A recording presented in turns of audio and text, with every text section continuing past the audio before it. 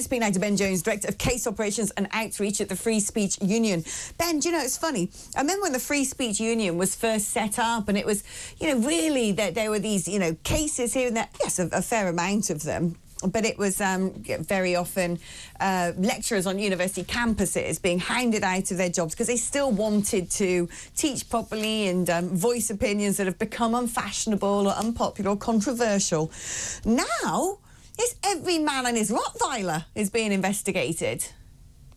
Yeah, it's incredible. The scope of our operations now, I mean, in the last 4 years since we were set up, we've dealt with 3,000 individual cases, and those are just the people that have heard of the Free Speech Union and have been able to contact us in time. So we are deluged with work with people seeking our assistance. I'm happy to say we win 74% of the time. If somebody comes to us in a timely way and we're able to take their case all the way to the end, the Free Speech Union will do everything it can to help its members. But there shouldn't be a need for this kind of work in a free democratic society. There shouldn't need to be a Free Speech Union. There certainly shouldn't be non-crime hate incidents being recorded by police.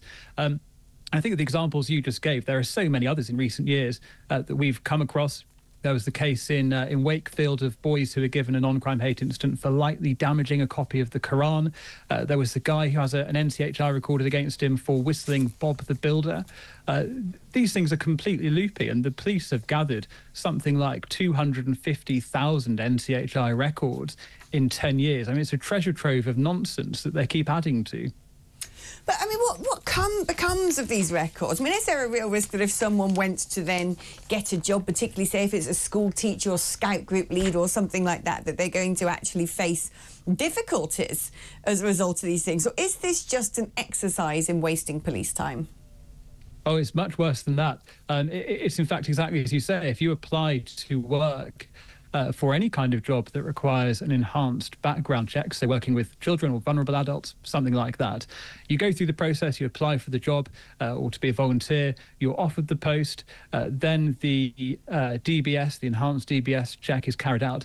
It might only be at that point that you discover that an NCHI has been recorded against you. And that might then trigger your prospective employer to withdraw the offer. Now, the police are supposed to notify you if an NCHI has been recorded against you. This is under the guidance from the last government. But we have absolutely no confidence whatsoever that is actually happening. Sounds really harrowing. So I could phone up. Can people just phone up the police and say, is there an NCHI against me? Pretty much. I mean, what seems to be happening, Suella Braverman introduced this new guidance that I've just mentioned a moment ago. There are supposed to be some common sense tests that police are applying. But I have to say, does anything, particularly over the last year, make you think that policing in this country has any connection with common sense?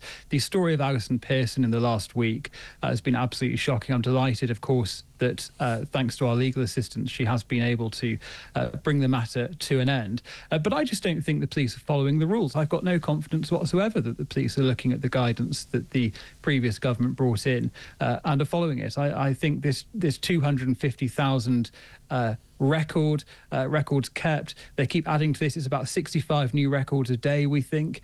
It just doesn't seem to be slowing down.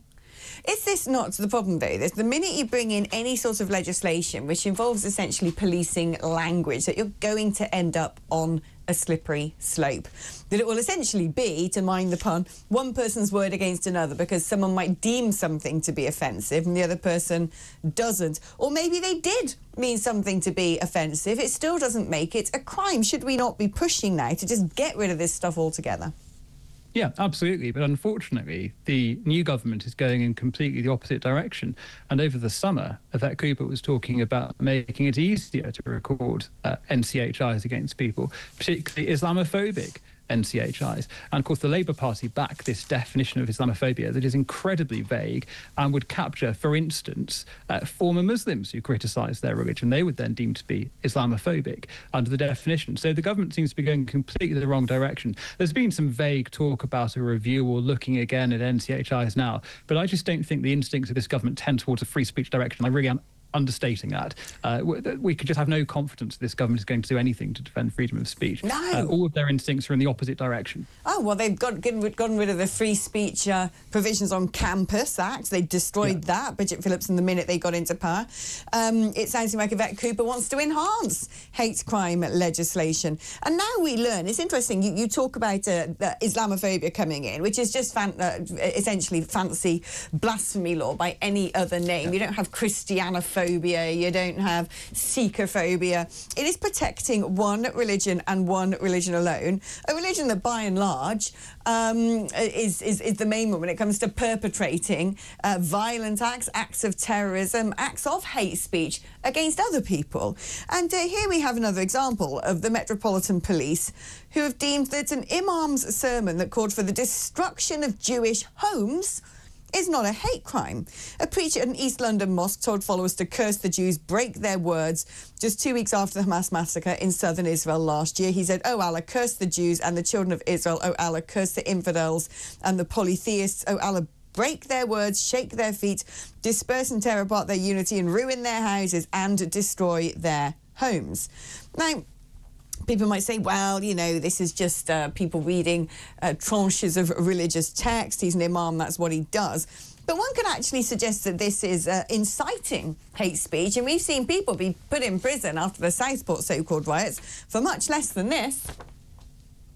Certainly. And we have seen time and again in the last year and more now the bizarre spectacle of British police becoming free speech absolutists when something is being said that is anti-Jewish, anti-Semitic, anti-Israeli, all the while throwing the book at anybody they can find who has said anything that is critical of multiculturalism, and we've seen this go throughout the judiciary, the judicial system, where not just the police investigating non-crime hate incidents, not just the police throwing the book at people, but wildly disproportionate sentences being handed out to people who, you know, fair enough, they have broken the law, but the sentences are completely out of kilter. And then you get the point where the police are taking these decisions in these cases, and there was the case a couple of years ago of that convoy of cars with men driving through shouting, "Rape Jewish daughters," and the police decide there's no action required there. So I think the police need to explain why it is the case that when those comments are being made, suddenly the policing establishment is on the side of freedom of speech, why they take this absolutist free speech position. And in every other case, they do not. You make an extremely good point. Ben Jones, the Director of Case Operations and Outreach at the Free Speech Union. Russell, it's harrowing enough, isn't it, when you start living in a society where you suddenly realise that, yeah, they might not have prison spaces, but they've built a prison inside your mind. Yeah. You suddenly find yourself not being able to say simple things that you think. Yeah, there's not just guidance with regard to this non-crime hate incident nonsense, which, look, shouldn't even exist as a thing as far as I'm concerned. It's just words, right? And it's just words that some people find offensive. And, of course, the slippery slope there that you talk about is that bar, in terms of what constitutes offence, becomes lower and lower and lower, but also becomes weaponised. Because, of course, if I want to cause a bit of trouble, let's say for a political opponent, I only have to believe that what someone has said to me in terms of something that might be a little bit criticising is in some way hurtful, offensive, and then it becomes a non-crime hate incident. It's not just the police that have directive here in terms of common sense must be applied. The High Court have actually held that common sense must prevail, and importantly, that free speech, of course, must prevail. That the investigation of the move towards trying to silence these so-called aspects that become non-crime hate incidents must not take precedence over common sense and our right to free speech. So there's a High Court precedent here that I would suggest that senior police officers and indeed the judiciary and police and crime commissioners perhaps take a look at. Yeah, where have those useless people gone, police and crime commissioners? Isn't this exactly the sort of thing that they should be standing up against? They're all on 90 grand a year. They get elected every 4 years. What are they doing? With maybe a 20% turnout. And look, I can speak for the chap in Essex that obviously is under fire, being asked to resign, frankly, by many, many people, including the ex-Tory MP of Southend, including Zach Goldsmith. So this is Roger Hurst, the Police and Crime Commissioner for Essex, who is actually defending, still in an article on Conservative Conservative home yesterday defending his position that his police force should be investigating people like Alison Pearson for having an opinion, for saying things. Now, I'm perhaps not quite a free speech absolutist. I understand that there are certain things that perhaps go a little bit too far, but we have to decide as a society where we think the bar is. Now, but even if you're not a free speech absolutist, it comes down to this. If you walk around, you know, your workplace effing and blinding and bullying people, you can be fired.